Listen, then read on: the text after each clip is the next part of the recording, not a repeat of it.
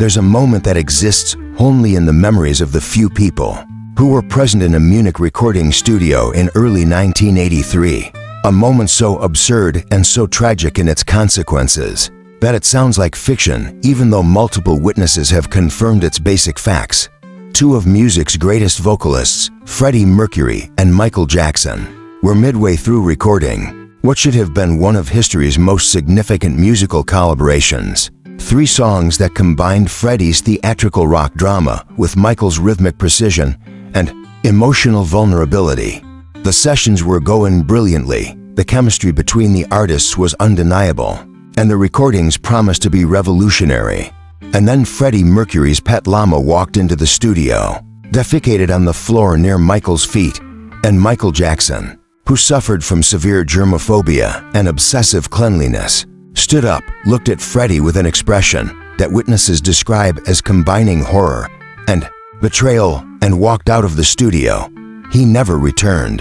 The 3 songs, nearly complete and reportedly extraordinary, have remained unreleased for over 40 years, locked away in vaults and legal disputes. Their existence confirmed, but their contents unknown to everyone except the handful of people who were present during those sessions before LLAMA's unfortunate timing destroyed one of music's most promising collaborations. Before we step into that Munich studio where the geniuses created something extraordinary, and where a farm animal's digestive system ended it all, hit subscribe, because what follows comes from the engineers who recorded those sessions, from the musicians who witnessed the collaboration, from the people who have spent decades trying to convince estates and lawyers to release the music, and from those who understood that sometimes history's greatest losses come not from artistic differences or commercial calculation, but from circumstances so ridiculous that they seem designed by a cosmic sense of humor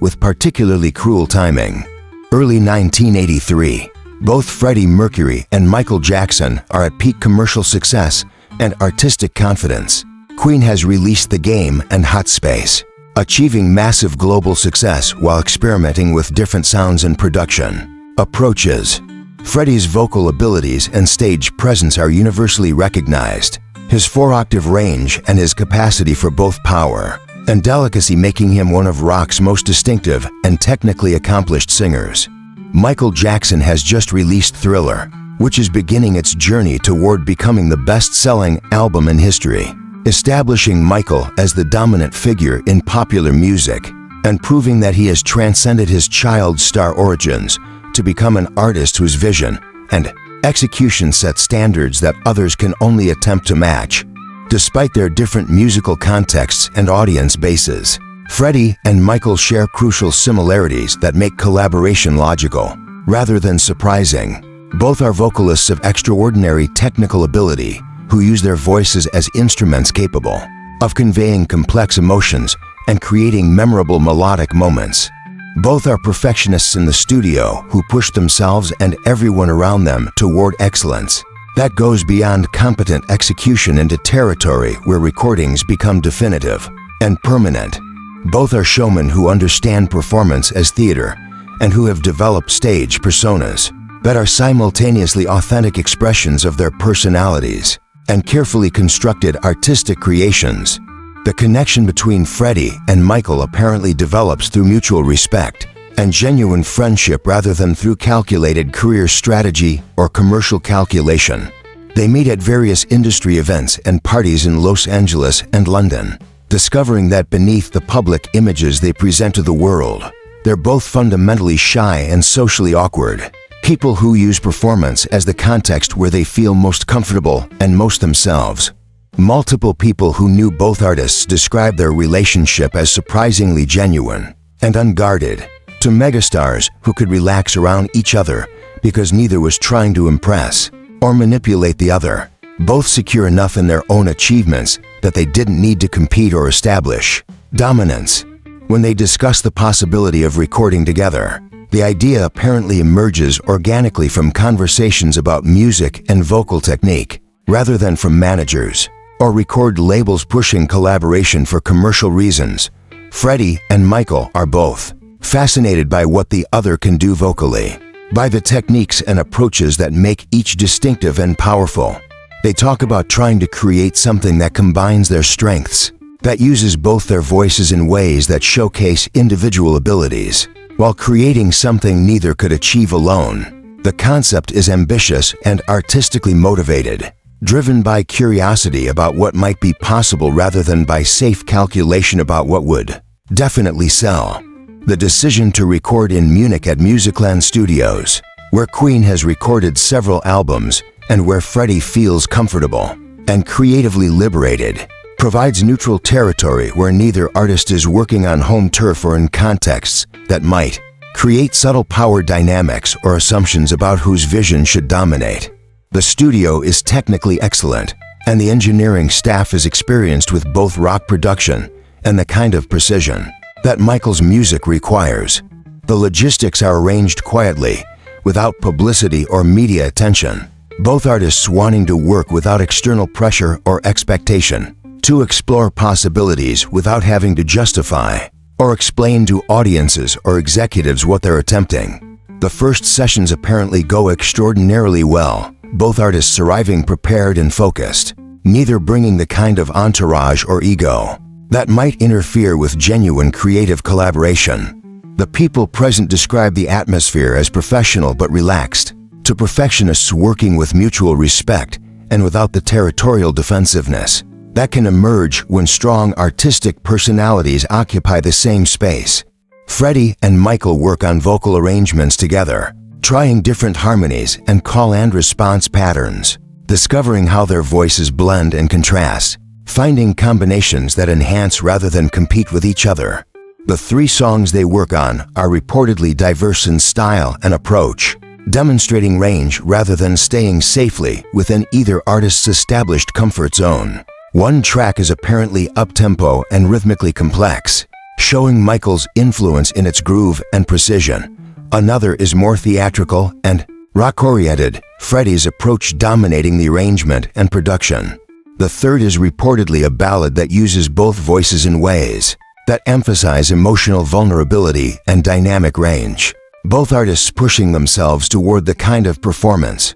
that becomes permanent and definitive. The specific details of these songs, their titles, and their exact musical characteristics remain disputed and uncertain because so few people heard them, and because memory becomes unreliable over decades, but all accounts agree that the material was exceptional and that the vocal performances captured something special. What makes these sessions particularly remarkable, according to the engineers and musicians present, is how well Freddie and Michael work together despite their different approaches and personalities. Freddie is spontaneous and theatrical, trying ideas impulsively and seeing what happens, comfortable with chaos and unpredictability as part of creative process. Michael is meticulous and controlled, planning extensively and executing precisely, wanting to understand exactly what he's doing and why before committing to choices. These different approaches could create conflict or frustration, one artist wanting spontaneity while the other wants structure, but apparently they complement rather than clash.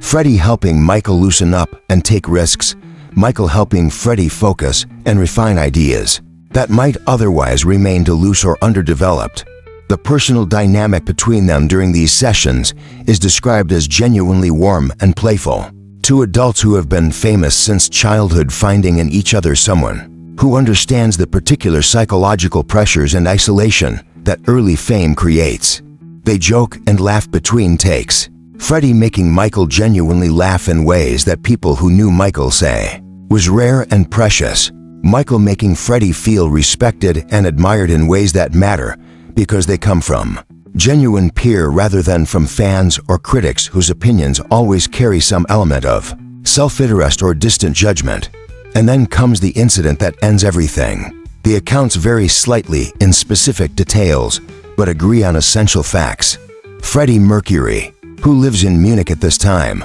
and who has always kept unusual pets as part of his commitment to living unconventionally and surrounding himself with things that make him happy regardless of social norms, apparently has a llama that he keeps at his residence and sometimes brings to the studio because it makes him happy and because Freddie sees no reason why creative spaces should be limited to humans when animals provide joy and companionship. On this particular day, during a session that is apparently going especially well, Freddie brings the llama to the studio, either because it needed attention or medication or simply because Freddie wants its company and doesn't think through the implications for someone with Michael's specific psychological issues around cleanliness and contamination. Michael, who has never mentioned his germaphobia to Freddie or explained the severity of his reactions to situations he perceives as unsanitary or contaminated,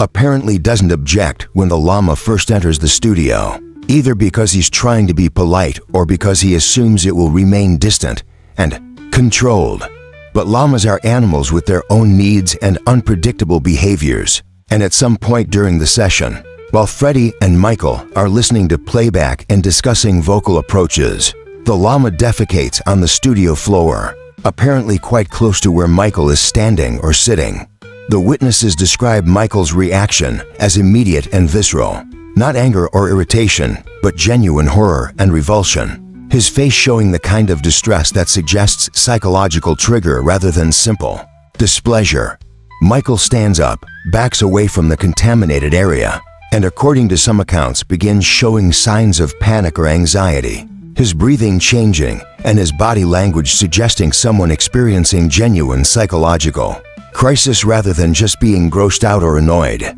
Freddie, who hasn't yet noticed what the llama has done or understood why Michael is reacting this way, apparently tries to calm Michael down or asks what's wrong, not comprehending that what seems like minor inconvenience to Freddie represents major psychological threat to Michael. By the time Freddie realizes what happened and begins apologizing and trying to get the mess cleaned up, Michael is already moving toward the exit, his decision to leave apparently made instantly and irrevocably, his psychological need to escape the contaminated environment overwhelming any other considerations, including the music they've been creating and the friendship they've developed. Michael leaves the studio without saying much beyond some version of needing to go or not being able to stay, his body language and facial expression making clear that this isn't negotiable or temporary but represents complete withdrawal from the situation. Freddie, according to witnesses, is initially confused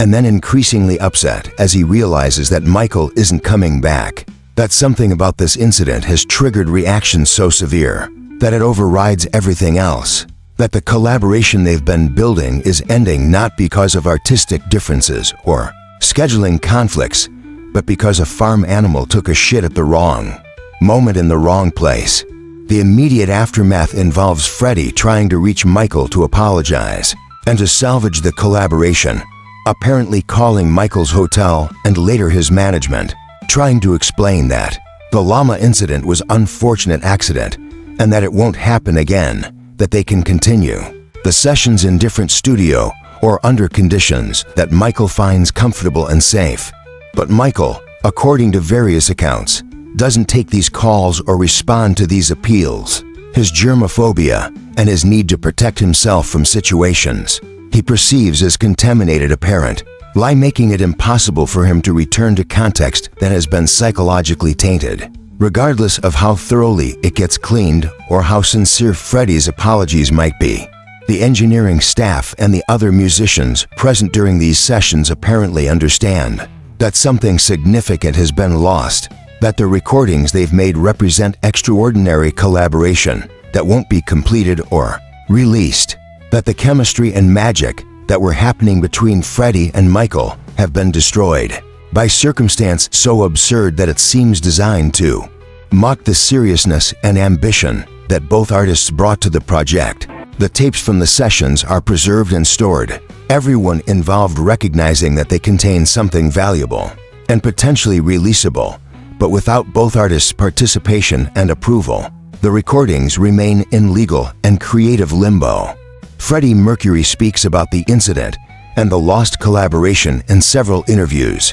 over the years before his death in 1991, his tone ranging from frustrated to philosophical to genuinely heartbroken, depending on when he's asked and what mood he's in. He describes the songs as potentially the best work he'd done, vocal performances that pushed him in directions he hadn't explored before, material that could have been commercially successful and artistically significant. And he acknowledges, with varying degrees of anger and acceptance, that all of this was lost because his LLAMA had digestive needs at the worst possible moment, and because Michael's psychological issues made it impossible to recover from what objectively was minor incident, but subjectively represented major violation of Michael's sense of safety and control. The bitterness in Freddie's comments about the lost collaboration apparently stems not from anger at Michael personally or at the LLAMA or at anyone specific, but from the sheer absurdity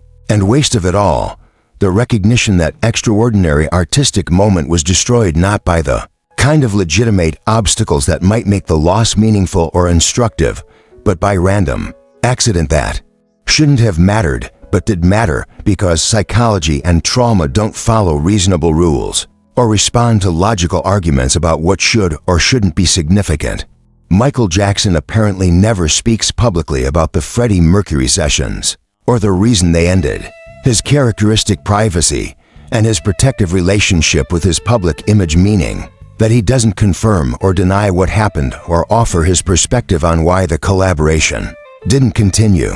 The people close to Michael who have spoken about it describe his germaphobia and obsessive cleanliness as genuine psychological conditions rather than as quirks or affectations, serious issues that create real distress and that can't be overcome through willpower or rational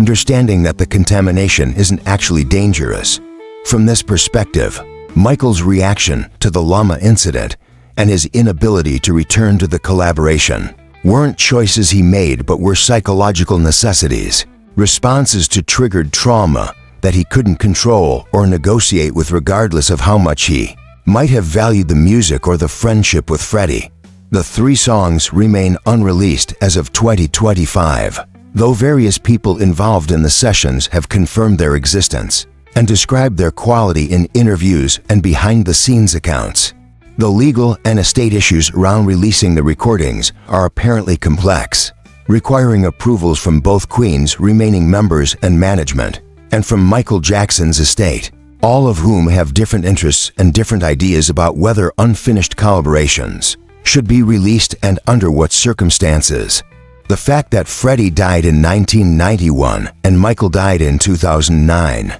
means that neither artist can provide input or approval for release decisions, leaving executors and estate managers to make judgments about what the artists would have wanted and what serves their legacies and commercial interests. Music historians and critics who have researched the Freddie-Michael collaboration generally treat it as one of popular music's great lost opportunities, a what-if scenario that represents artistic possibilities that were glimpsed but never fully realized, talent and vision that combined perfectly but weren't given the time or circumstances to produce completed work that audiences could hear and evaluate. The story gets cited in discussions about how great art is fragile and contingent, how the difference between masterpieces that define eras and promising sketches that remain unknown often comes down to circumstances that have nothing to do with talent or intention, how random accidents and psychological limitations shape cultural history in ways that no amount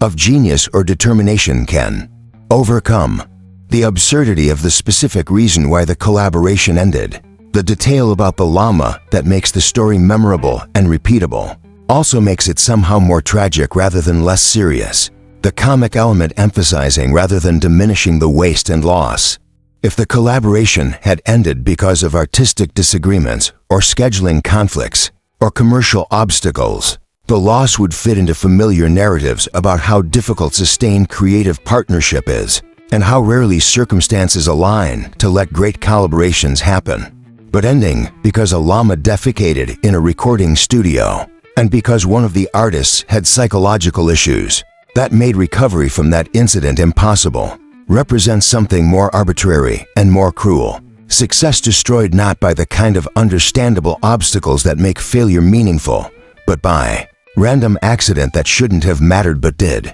For fans of both Queen and Michael Jackson, the lost collaboration represents one of those permanent frustrations that technology and archival access can't resolve. music that definitely exists and that multiple credible witnesses describe as extraordinary, but that remains unavailable because of legal and estate complications that have nothing to do with the music's quality or significance. The occasional leaks or rumors about the tracks being close to release create cycles of hope and disappointment, expectations that maybe this time the obstacles will be overcome and the recordings will finally be shared, followed by announcements that actually the legal issues remain unresolved or that the estates can't agree on terms or that releasing unfinished material would violate artistic vision or commercial strategy. Some music industry insiders suggest that the tracks will eventually be released, that the commercial value of previously unheard Freddie Mercury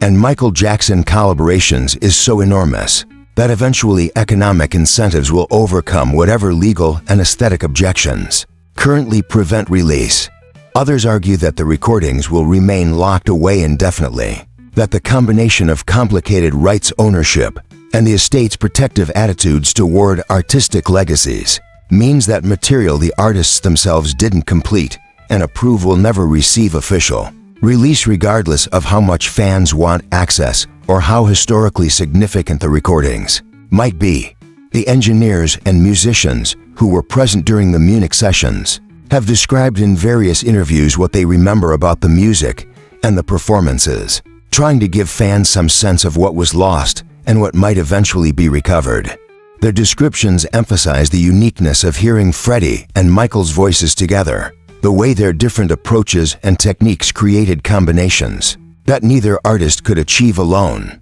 the sense that something genuinely new was emerging from their collaboration rather than just competent execution of familiar formulas from either artist's established style. When you listen to Freddie Mercury's vocal performances on Queen's records and to Michael Jackson's vocal performances on his solo albums, knowing that they recorded together and created something that combined their abilities but that those recordings remain locked away because LLAMA's digestive system interfered at exactly the wrong moment, the individual performances seem somehow incomplete or limited, suggestions of what could have been if circumstances had allowed the collaboration to continue and reach completion. The story of the lost recordings becomes part of both artists' legacies, not as achievement but as potential, as demonstration that even the greatest talents and the best intentions can be defeated by circumstances too absurd and too arbitrary to predict or prevent.